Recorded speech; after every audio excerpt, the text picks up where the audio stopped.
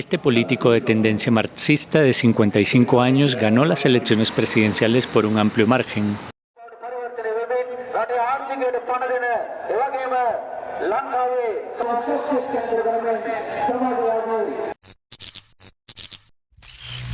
Un resultado histórico, pero preocupante, ha significado la elección del marxista declarado, no simplemente acusaciones, a la presidencia de Sri Lanka en los últimos días, siendo este el candidato de la izquierda más radical que llegó al poder como consecuencia de las elecciones presidenciales que se dieron en ese país, que había sufrido una gran cantidad de problemas económicos, de disturbios y realmente problemas internos como consecuencia del pésimo manejo económico de la élite política que antes estaba en el poder y que eventualmente fue derrocada con un estallido, algunos llamarían proceso revolucionario, que se dio en ese país y que llevó incluso a tomar el palacio a nivel de gobierno y expulsar a todos los grupos de poder que tenían el control de la nación, molestos principalmente por temas de alzas de impuestos y simultáneamente políticas de austeridad que significaron, por supuesto, un empeoramiento de la calidad de vida de la población, lo que eventualmente llevó a que el marxista declarado Anura Kumara Dissanayake llegara al poder a la presidencia de Sri Lanka. Anura Kumara Dissanayaka toma las riendas del país al frente de una coalición de izquierdas. Arrasado en las urnas en 2019 con solo el 3% de los votos, este político de tendencia marxista de 55 años ganó las elecciones presidenciales por un amplio margen.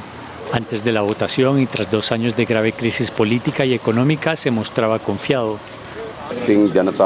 La gente está votando con entusiasmo y tras la victoria pido a todo el mundo que mantenga la calma. Uno de los puntos fuertes de la democracia es que cualquiera puede afiliarse al partido político que desee y tiene derecho a votar a quien quiera. Debemos proteger este derecho. La principal razón de su éxito, su promesa de derrocar a la élite corrupta responsable del caos de 2022. Otra razón del éxito de Anura Kumara Dissanayaka son sus promesas económicas. El ahora presidente electo prometió aliviar la drástica cura de austeridad a la que se enfrenta el país y una de sus consecuencias, el aumento masivo de la pobreza. La pobreza afecta ya a una cuarta parte de la población de Sri Lanka. El actual presidente interino ha multiplicado las subidas de impuestos y los recortes del gasto público a cambio de la ayuda del Fondo Monetario Internacional. Dissanayaka ha prometido obtener concesiones de la institución financiera, una tarea que por ahora luce complicada. Los responsables del Fondo Monetario han advertido que Sri Lanka está lejos de salir del atolladero. Una situación completamente inesperada y que se da no por parte de comunistas que no estén asociados a violencia ni para nada, sino que hay que tomar que este señor que salió electo presidente también fue parte de grupos guerrilleros que hasta tan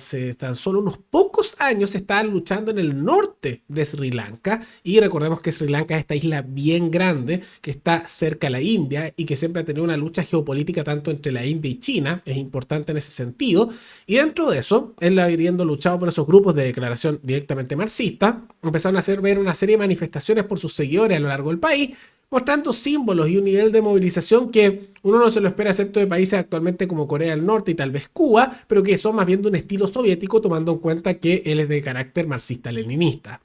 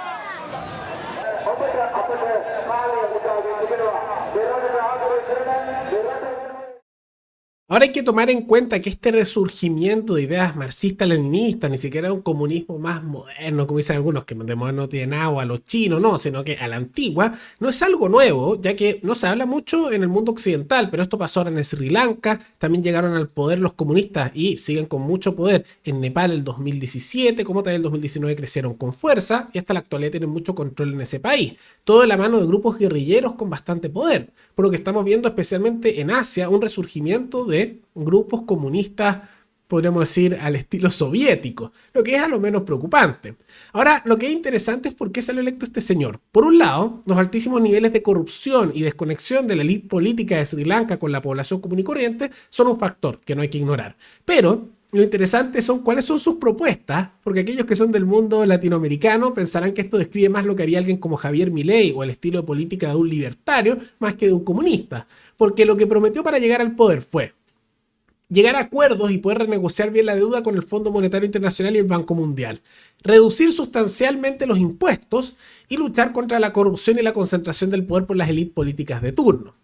Aquellos que, insisto, sean de Argentina o de la zona, todo esto sonará muy parecido, porque, por ejemplo, el gobierno de Milei ha estado renegociando con el Fondo Monetario Internacional temas monetarios, particularmente llegó con promesas de bajas de impuestos, y eso se ha cumplido parcialmente, ya que en algunas áreas incluso se han creado y subió algunos, pero en otros se han bajado, y se ve que el otro dicen que debería ser temporal, vamos a ver con el tiempo, pero en realidad es un discurso que, vista lo que uno se imagina que es un comunista, ¿no? Que significaría la dictadura del proletariado, la colectivización de los bienes de producción, simultáneamente la concentración de poder en el Estado, el partido único.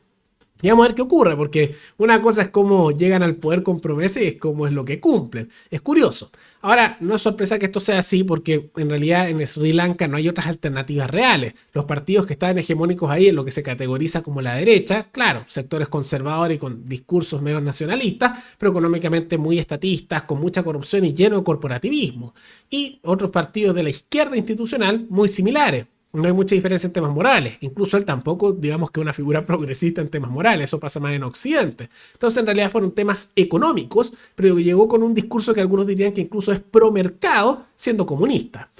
Tengo dudas bastante importantes de que eso se haya cumplido. En medio de todo eso, también se da la situación de que esto es un cambio geopolítico importante por parte de China, ya que está tomando un control más fuerte sobre ese país, tomando en cuenta que este partido comunista que llegó al poder en Sri Lanka de manera arrolladora, con más del 42% de los votos, y en la votación secundaria de segunda opción superior al 50%, bueno, es pro-China. Y tiene serios problemas con la India, país que tienen completamente al lado. Por lo que ahora China anunció inversiones millonarias y van a tomar mayor control sobre su economía, mientras que esto ha generado bastante recelo en la India, que ve esto con preocupación, tomando en cuenta que es más pro-China el comunista que llegó a tomar el poder ahí. Ahora, este señor,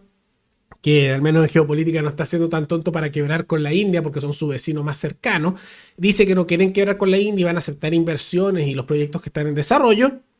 pero se ve que quiere acercarse mucho más a China. Y es simplemente este el episodio más reciente de enfrentamientos a nivel geopolítico entre ambas naciones que están con una población inmensa y que luchan por zonas de interés en el sudeste asiático. Entonces es simplemente lo más reciente y muestra cómo la India, en un intento de crecer como una posible potencia geopolítica, está con estos enfrentamientos con China y que hasta ahora China va ganando, particularmente en Asia, impulsando a grupos de tendencias comunistas. Vamos a ver cómo se desarrolla esto, pero es preocupante el crecimiento de esta ideología colectivista y sumamente autoritaria, para qué decir genocida en muchos casos, a lo largo de Asia. Pero más allá de todo eso, ¿qué les parece la victoria de este comunista con un discurso que sonaría más bien libertario? ¿Y creen que hay otras alternativas que eventualmente podrían surgir para responder ante las necesidades de la población de criticar a las estructuras de poder y también las alzas de impuestos? Raro que alguien de una ideología tan colectivista tome ese tipo de mensajes que podríamos decir son antitéticos a lo que ellos representan. ¿Y qué les parece esta jugada de China que ahora consolida su poder en uno de los países más cercanos a la India y que al mismo tiempo tiene una posición estratégica a nivel marítimo, para qué decir también a nivel territorial? Todo eso coméntenlo abajo y recuerden que pueden recomendar noticias de cualquier parte del mundo para otro video. Nos veremos en el siguiente programa. Hasta luego.